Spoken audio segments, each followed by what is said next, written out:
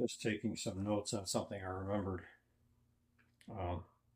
Orson Welles was being interviewed about Citizen Kane 20 years after he did it. And the interviewer was asking him about what vision, what talent, how did he do this? And he cut him off and said, ignorance, sheer ignorance. That's all I had, to paraphrase. It was a great cameraman under his staff who showed him what he could and could not do with a camera, because Wells had no camera experience when he directed the greatest film ever made. And that's really sometimes what you need to do, is step back from what you're taught and break a few rules, but not at the risk of destroying your project.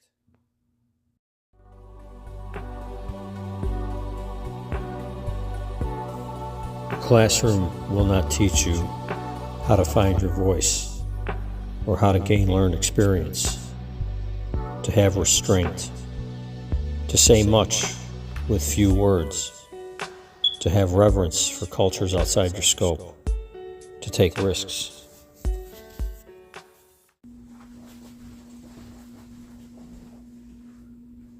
I like to use a mirror sometimes.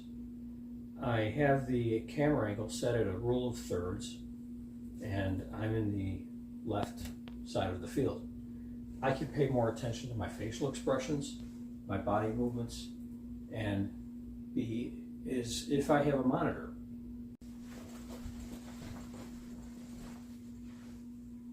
So this time I have the camera zoomed in slightly, and I'm going to try and focus more on looking towards the camera in the reflection to convey that I'm speaking to another person.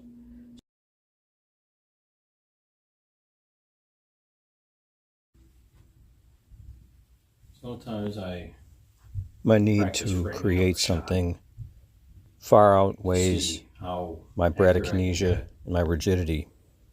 This is something Martin Scorsese used to do a lot of, using a simple door frame to tell a story with visuals.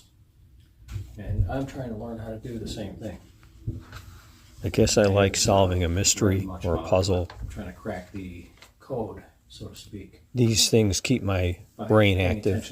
They're good for neuroplasticity. Things around me when I'm shooting film.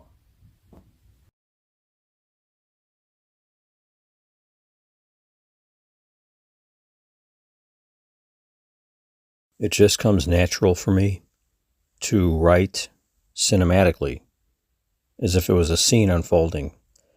I have so many books that I need to finish. I don't get just one idea. I get an idea for a series. I start writing a book like Dossier of Charlotte Fontaine, and before I know it, it's going all the way back to World War I, where it starts, and goes all the way through the 1950s.